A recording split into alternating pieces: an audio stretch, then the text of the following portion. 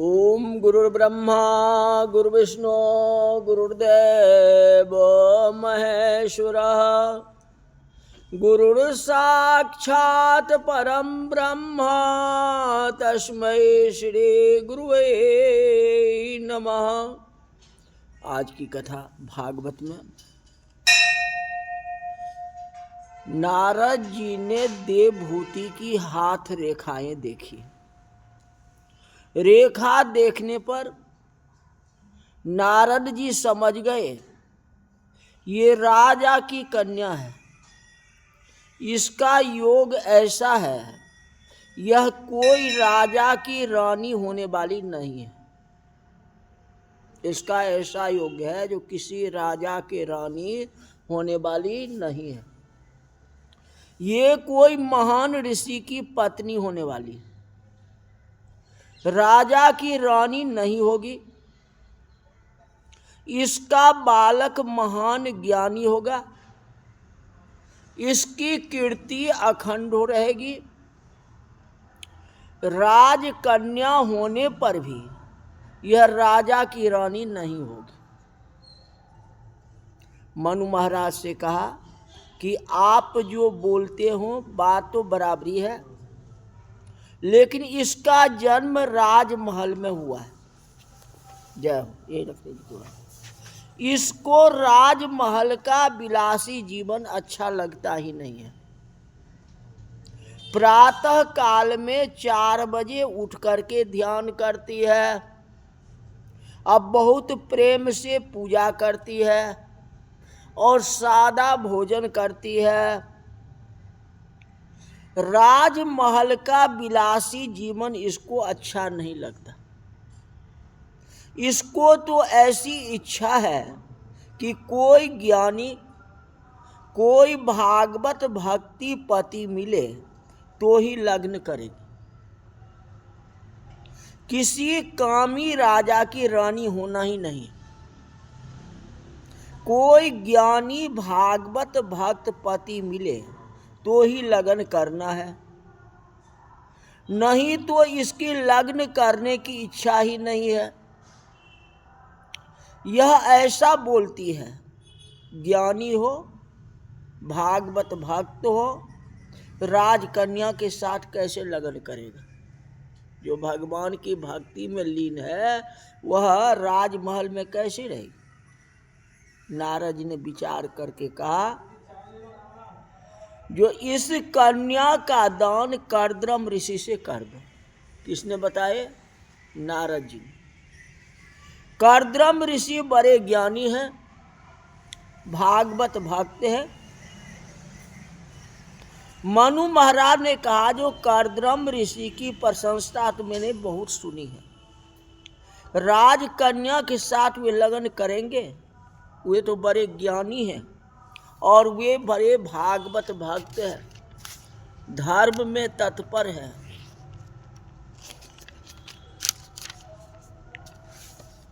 नारद जी ने कहा, मैंने ऐसे सुना है कि उनकी लग्न करने की इच्छा हुई है और इस कन्या का दान कर्दम ऋषि के साथ कर दो। मनु महाराज रानी शत्रुपा के और देवभूति के साथ रथ में बैठे हैं। कर्दम ऋषि के आश्रम में आए। शांत वातावरण है। आश्रम में गोबर का लेपन हुआ है। पशु पक्षी भी वहां बैर को भूल गए हैं। ऋषि का आश्रम अति शुद्ध है, शांत है। मनु महाराज आनंद है। कर्दम ऋषि ने देखा कि मनु महाराज आए हैं। कर्दम ऋषि ने विचार किया कि मनु महाराज के पीछे जो कन्या दिखती है वही भविष्य में मेरी पत्नी होने वाली। भगवान ने तो कन्या का बहुत प्रशंसा की है, एक बार मैं कन्या की परीक्षा करूं। कर्दम ऋषि ने कन्या की परीक्षा बहुत विवेक से की। बहुत बातें करने से और प्रश्न पूछने से परीक्षा होती है। बहुत विवेक से परीक्षा की। 3 डार्भ के आसन रखे हैं। मनु महाराज वंदना करते हैं, कहा जो आसन में बैठो। शत्रुपा रानी कहा कि दूसरा आसन तेरे लिए है। तीसरा आसन देवभूति को बताया, यह तेरे लिए है, आसन पर बैठो। देवभूति बहुत पढ़ी लिखी तो नहीं है, किंतु स्त्री धर्म को जानती है। देवभूति ने विचार किया, ये पति ही मेरे लिए परमात्मा है, अब मेरे भगवान मुझे आसन दे तो उस आसन पर कैसे बैठूं? अभी लगन हुआ नहीं है।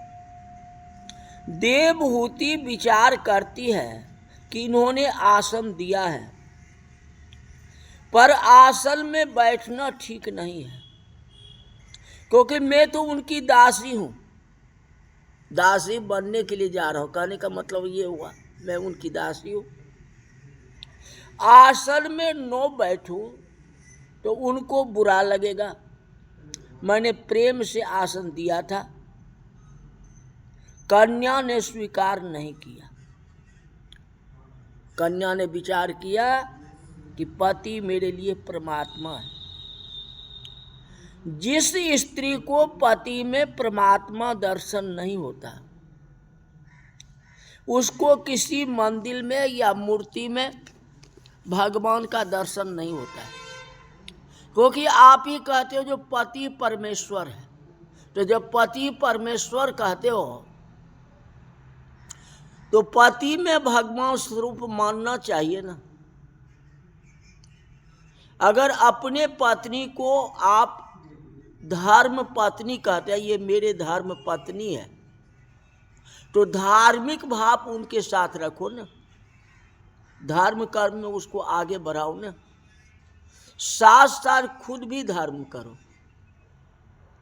शास्त्रों में ऐसा लिखा है कि पत्नी पति में नारायण की भावना करें और पत्नी में लक्ष्मी जी की भावना करें, तो पति पत्नी लक्ष्मी नारायण स्वरूप हो जाता है।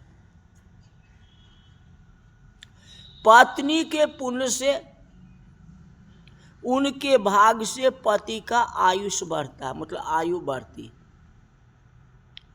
पत्नी के भाग से घर में संपत्ति आती है, और पति पत्नी को लक्ष्मी की भावनाओं से देखें कि मेरे घर में ये लक्ष्मी आई है, इस भावना से देखना चाहिए।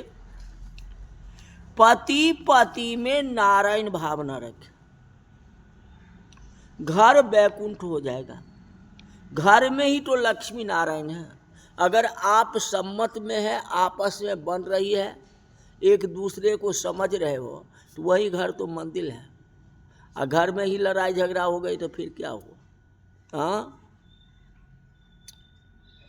देवहूति विचार किया, जो मेरे पति नारायण हैं और ये परमात्मा स्वरूप है, मेरे पतिदेव मुझे आसन दे तो उस आसन पर कैसे बैठूं?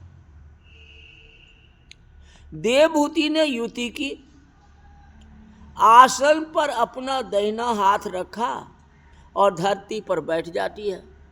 दोनों की मान हो गई। आसन पर दाहिना पैर, दाहिना हाथ, अब बैठी कहाँ?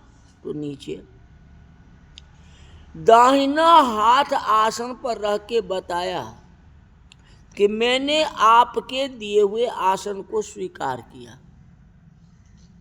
मैं तो आपकी दासी हूं, आप मेरे भगवान हैं, आप आसन दे तो उस आसन पर मैं कैसे बैठूं? मुझे पाप लगेगा। मेरे पति मेरे परमात्मा है। देवहूति बहुत पुराने जमाने की है, इसलिए ऐसा समझती है।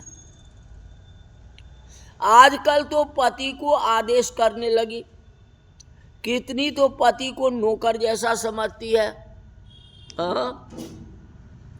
स्त्री पति में परमात्मा की भावना रखे, पति पत्नी में लक्ष्मी की भावना करे तो वह घर वैकुंठ बन जाएगा। कर्दम ऋषि ने देखा जो परीक्षा में ये पास है, परीक्षा हो गई, ये बहुत लायक है। मनु महाराज से कहा कि मैं कन्यादान करने की इच्छा, मनु महाराज ने कहा मैं कन्यादान करने की इच्छा से आया हूं, इस कन्या को आप स्वीकार करें। संत का हृदय सरल होता है, सरल हृदय में भगवान का प्रवेश होता है। जो कपट करता है, जो झूठ बोलता है, उसका हृदय बांका हो जाता है। बांके हृदय में भगवान नहीं आते। हृदय बांका नहीं होना चाहिए, टेढ़ा नहीं होना चाहिए। कहने का मतलब जिसका हृदय सरल है उसी हृदय में प्रभु का प्रवेश होता है। छल कपट करने वाले का मन अशांत रहता है। कर्दम ऋषि बड़े ज्ञानी हैं, महान तपस्वी है, जरा भी कपट नहीं किया, सरलता से मन में जो था वह कह दिया। मुझे लगन करने की इच्छा हुई है। आप कहते हो तो मेरे लगन करने की इच्छा हुई। वाड मुदो धुकामोहम प्रता चतवात्मजा आयोर नुरूपो सावाद्यो वैवाहिको विधि। महान ज्ञानी है, महान भागवत भक्त हैं, जो मन में था उसको सरलता से कह दिए, मुझे लग्न करने की इच्छा है। कर्दम ऋषि बोल दिए। मनु महाराज ने कहा मुझे कन्यादान भी करने की इच्छा है, मैं आपको कन्यादान करने के लिए आया हूं, आप इसको स्वविधि स्वीकार कर लें। कर्दम ऋषि ने कहा मुझे लगन तो करना है, मुझे सावधान होकर के लग्न करना है। जो सावधान होकर के लग्न करता है उसका गृहस्थ आश्रम संन्यास से भी श्रेष्ठ हो जाता है। लग्न करना बहुत बड़ा पुण्य है। सावधान होकर के लग्न करने का क्या अर्थ? लग्न के समय ब्राह्मण लोग वेद मंत्र बोलते हैं और कहते हैं वर कन्या सावधान सावधान, शुभ लगन सावधान। 2 मिनट। वे जानते हैं कि लग्न होने के बाद ये दोनों गाफिल हो जाने वाले हैं। अब ये सावधान रहने वाले नहीं हैं, इसलिए सावधान बोलते हैं। कर्दम ऋषि ने कहा कि मुझे सावधान होकर के लग्न करना है। मनु महाराज ने पूछा सावधान होने से आपका क्या अर्थ होता है? कर्दम ऋषि ने कहा मेरा लगन काम विनाश के लिए होगा। कहते वेदों में वर्णन है कि जीव और ईश्वर दोनों साथ में ही रहते हैं। ईश्वर जीव से कहीं दूर नहीं होता। ईश्वर जीव को देखते हैं किंतु ये जीव ईश्वर को नहीं देख सकता। जीव और ईश्वर दोनों के बीच में एक पर्दा है। वह पर्दा होने से जीव को ईश्वर का दर्शन नहीं होता।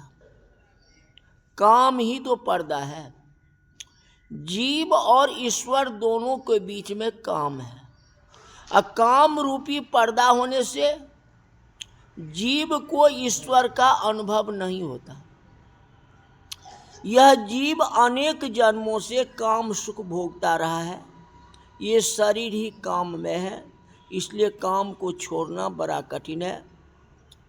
माता पिता के मन में काम वासना जागृत हुई, तभी ये शरीर का जन्म हुआ।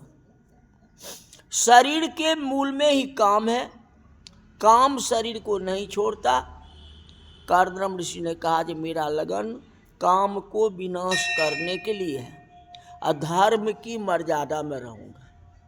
मंजूर है तो लग्न करो, क्योंकि मैं धार्मिक प्रवृत्ति का हूँ।